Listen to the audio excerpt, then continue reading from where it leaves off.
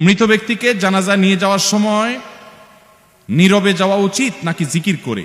জানাজার পর কবরে শায়িত করার আগে 40 কদম নেওয়া হয়, এর সঠিক নিয়ম কি?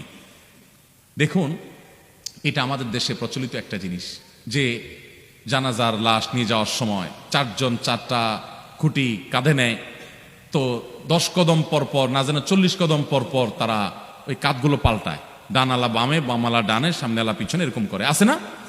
এই চরকি দেওয়ার আর এই আপনার রিহার্সাল করার কোনো প্রয়োজন নাই। এগুলো কোরআন হাদিসে কোথাও বলে নাই। যেটা বলছে ওটা আমরা জানি না। সেটা কি?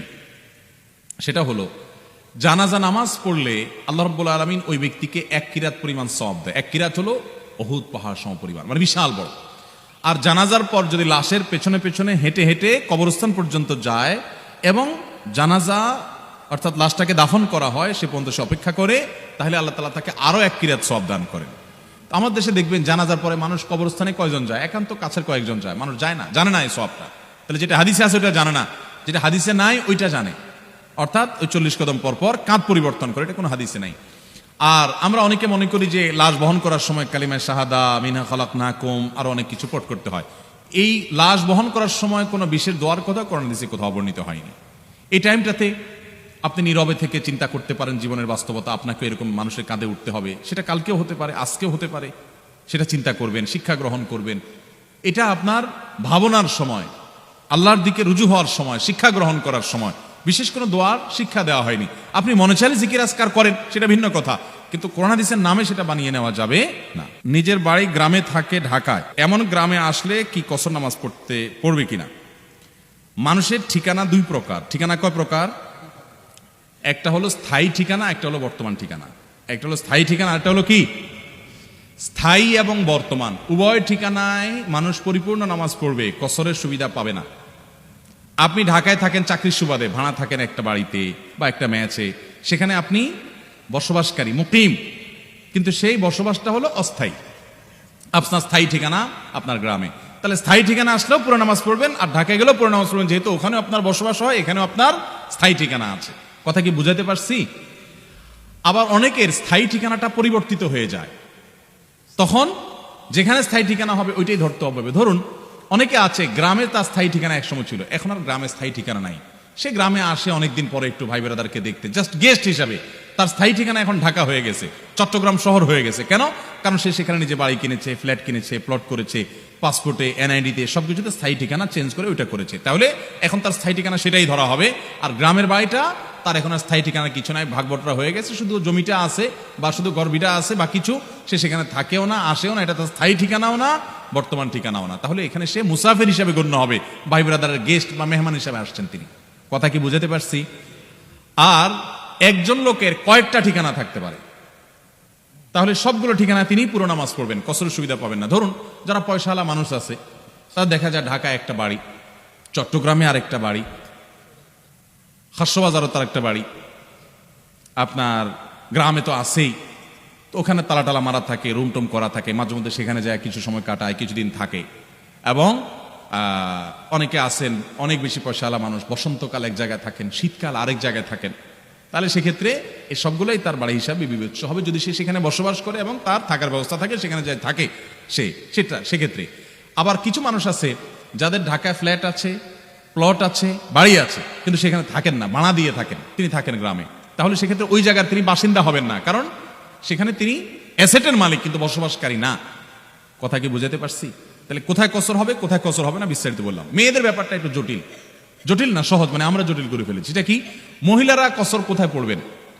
বাপের বাড়ি গেলে কসর পড়বে না পুরো নামাজ পড়বে? বলেন। আপনাদের বউরা বাপের বাড়ি যায় না, তাহলে মাসালা বলতেছেন না কেন? আপনাদের বউরা কি বাপের বাড়িতে গেলে পুরো নামাজ পড়ে না কসর করে? না শ্বশুর বাড়িতে না যায় না, তো যাইলে কোন নামাজ পড়ে?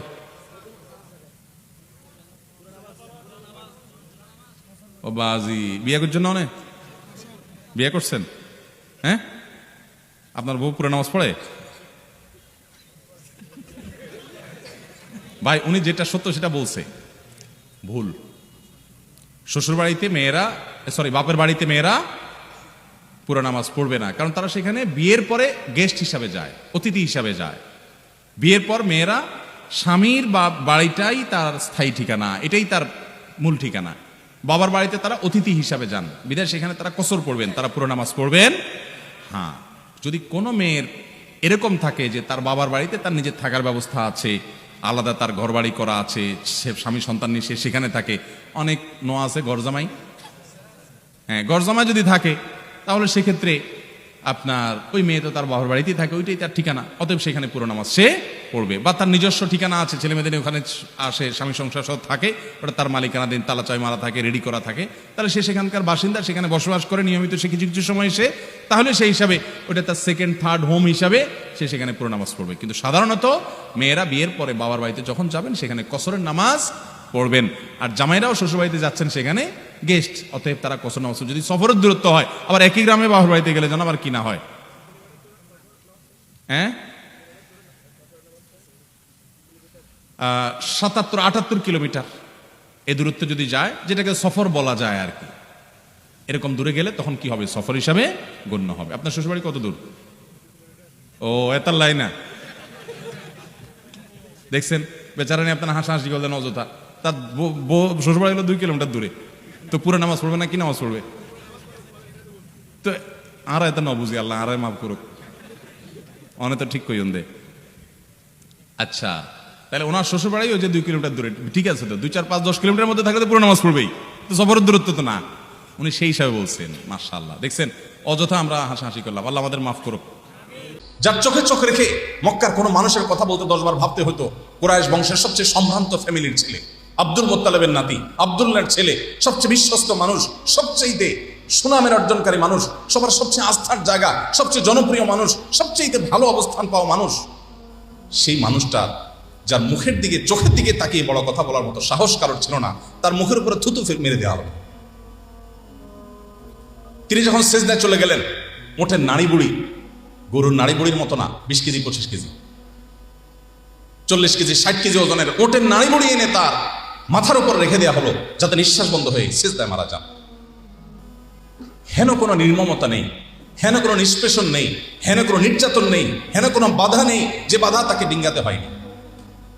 একটা পর্যায়ে আর প্রিয় মাতৃভূমিতে, যেখানে কাবা ঘর আছে, যে কাবাঘরে গিয়ে চোখের পানি ফেলে মনটাকে একটু হালকা করতে পারতেন, সেই কাবাঘরের ছায়াতেও আর থাকতে পারলেন না, নিজের মাতৃভূমিতেও থাকতে পারলেন না, মাতৃভূমিকে তাকে বের হয়ে যেতে হলো। এবং সে বের হয়ে যাওয়াটাও যে কোনো শান্তিপূর্ণভাবে হতে পেরেছেন তাও না, তার জন্য গারে সাউর গুহায় গিয়ে আশ্রয় নিতে হলো, আত্মগোপন করতে হলো, জীবন মরণের একটা সন্ধিক্ষণে দাঁড়াতে হলো। গতানুগতিক চিরচেনা পথ ছেড়ে পাহাড়ের দুর্গম পথ মানিয়ে তাকে অনেক কষ্ট করে আত্মগোপন করে তাকে মদিনায় আশ্রয় নিতে হলো। আমরা তো মনে করছি এই বুঝি তার শান্তি একটু হলো যে মদিনার মানুষ তাকে আশ্রয় দিয়েছে, তাকে ডেকে নিয়েছে। না, সেখানেও তাকে শান্তি থাকতে দেওয়া হয়নি। সেখানে যে ইহুদিদেরকে ঐতিহাসিক মদিনা সনদের মাধ্যমে তাদের সাথে শান্তি চুক্তি করেছিলেন, সেই ইহুদিরাই গাদ্দারি করে, তারাই মুনাফিকি করে তার পেছনে ষড়যন্ত্র করা শুরু করলো। একটি রাত তাকে আরামের সাথে ঘুমোতে দিল না। মুনাফিকরা মসজিদ নির্মাণ করেছে, আল্লাহ রাসূল আপনি আমাদের মসজিদ উদ্বোধন করে দিয়ে যান। তিনিও ওয়াদা করেছেন, হ্যাঁ আমি উদ্বোধন করতে আসবো, আল্লাহ ওহী পাঠিয়েছেন, আপনি কোথায় উদ্বোধন করতে যাচ্ছেন? ওরা পাথর রেখেছে রেডি, আপনি উদ্বোধন করতে গেলে উপর থেকে পাথর ছেড়ে আপনাকে হত্যা করবে, এটা তাদের ষড়যন্ত্র। একদিকে মদিনার ইহুদিদের শয়তানি, আরেকদিকে মুনাফিকদের ষড়যন্ত্র, অপরদিকে মক্কার মুশরিকদের বদর, উহুদ, তাবুক, খন্দক, একটার পর একটা যুদ্ধ চাপিয়ে দেওয়া, বেদুইনদের ষড়যন্ত্র, তখনকার পৃথিবীর পরাশক্তি রোমানদের ষড়যন্ত্র, সকল ষড়যন্ত্র একসাথে চতুর্দিক থেকে আসলো। আপনি নবী সাল্লাল্লাহু আলাইহি ওয়াসাল্লামের পুরো জীবনে যদি পাঠ করেন, আপনি অবাক হবেন, তার সারা জীবনে আরামের সাথে আমরা যেরকম ফুর্তি করি, রিল্যাক্স করি, একটু কাজের ভারে হালকা হওয়ার চেষ্টা করি, এই রিল্যাক্সের সুযোগটা তার জীবনে কখনো আসেনি। আশ্চর্যের বিষয় হলো, যার সারা জীবন এরকম দুঃখে ভরা, কষ্টে ভরা, বাধায় ভরা, কাঁটায় পরিপূর্ণ তার প্রতিটা পথ, সেই মানুষটা হলেন পৃথিবীর সবচাইতে সফল মানুষ।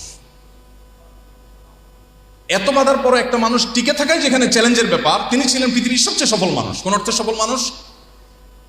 তিনি যে মিশন নিয়ে পৃথিবীতে এসেছিলেন, চতুর্দিক থেকে হাজার হাজার বাধা এসেছে, এই সমস্ত বাধাগুলো ডিঙ্গিয়ে তার মিশনকে তিনি স্বল্প সময়ের মধ্যে পৃথিবীর সবচেয়ে শক্তিশালী মিশন হিসাবে তার মিশনকে সফলতার সর্বোচ্চ শেখরে, সর্বোচ্চ চূড়ায় রেখে তারপর দুনিয়া থেকে চলে গেছেন।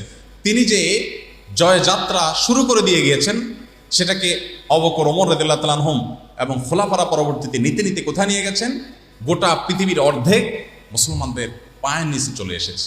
যে মক্কা থেকে তাকে বের করে দেওয়া হয়েছে একরকম কোনো প্রকার রক্তপাত ছাড়া, সেই মক্কায় আবার তিনি এসে সসম্মানে সগৌরবে প্রবেশ করেছেন।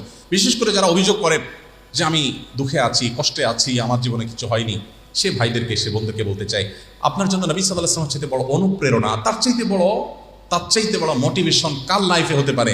যে এত বাধার মধ্যে থেকেও মদিনা 10 বছর কাজের সুযোগ পেয়েছেন। এই 10 বছরে তো একটা মানুষ তার ক্যারিয়ার গড়তে পারে না, ক্যারিয়ার বিল্ড আপ করতে পারে না। তিনি এই 10 বছরে তার পুরো মিশনকে এমন সাকসেস করে গেছেন, পৃথিবীর ইতিহাসে মুহাম্মদ সাল্লাল্লাহু আলাইহি সাল্লামের মতো জনপ্রিয় আরেকটি মানুষ আপনি দেখাতে পারবেন না।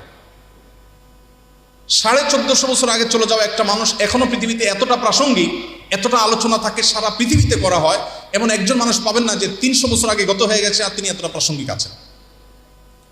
মুহাম্মদ নামের যত মানুষ পৃথিবীতে আছে, পৃথিবীতে আরেকটা মানুষ দেখাতে পারবেন না যে এই নামের এত মানুষ পৃথিবীতে আছে। নবী করিম সাল্লাল্লাহু আলাইহি সাল্লামকে নিয়ে যদি আপনি পড়েন, আপনি অধ্যয়ন করেন, সেক্ষেত্রে আপনি মাথা নত করতে বাধ্য হবেন যে এটা কোনো স্বাভাবিক মানুষের জীবন না। তিনি আল্লাহর হাবিব, আল্লাহর রাসূল ছিলেন, তার পুরো লাইফটাই ছিল মিরাকলে ভরা। আমি যে কথা বলার জন্য তার এই জীবনের দুঃখ গাথাটাকে টানলাম, সেটি হলো এত যার জীবনের দুঃখ গাথা, অবাক করা বিষয় হলো তার জীবনে কখনো আপনি দেখবেন না যে তিনি কখনো উৎসাহ প্রকাশ করে বিরক্ত হয়ে কোনো ব্যক্তিকে বলেছেন, শরত আমার সামনে থেকে, আমার এখন মনটা খারাপ আছে, মেজাজটা খারাপ আছে, বদর যুদ্ধের ঝামেলা চলতেছে, মুনাফিকরা শয়তানি করতেছে, আমি একটু টেনশনে আছি, সরো আমার সামনে থেকে। সিরাতের বই যারা পড়েছেন, এমনকি নবীজি সাল্লাল্লাহু আলাইহি সাল্লামের সিরাত যারা অমুসলিমরাও লিখেছেন, এরকম কোথাও আপনি এরকম কোনো লাইন বের করতে পারবেন না যে নবী সাল্লাল্লাহু আলাইহি সাল্লামের কোনো উৎসাহ প্রকাশ করে কোনো আচরণে কেউ কষ্ট পেয়েছেন। আর তার যে 10 বছরের সেবক ছিলেন আনাস রাদিয়াল্লাহু তাআলা আনহু, কিশোর আনাস, তিনি বলেছেন, খাদামতু রাসূলুল্লাহ সাল্লাল্লাহু আলাইহি সাল্লাম 10 সিরিন, আমি 10 বছর নবী সাল্লাল্লাহু আলাইহি সাল্লামের ব্যক্তিগত সহকারীর কাজ, অর্থাৎ একেবারে পার্সোনাল সেবার কাজ আমি দিয়েছি। কিন্তু 10 বছরে একটি বারের জন্য তিনি বলেন নাই, আনাস তুমি কাজটি কেন করলে বা এটা কেন করলে না। শাসনের সুরে, উৎসাহ প্রকাশ করে তিনি বিরক্তির সুরে এই কথাটাও কোনোদিন বলেননি। কিভাবে সম্ভব? একটু টেনশন, একটু পেরেশানি হলে আমরা আমাদের পরিবার লোকদের সাথেও তো একটু রাগারাগি করি। পাশের লোকজনরা তো সেটাকে সমীহর চোখে দেখে, স্বাভাবিকভাবে দেখে যে একটা লোক রাগ করতে পারে, তার এখন মানসিকভাবে তিনি কষ্টে আছেন।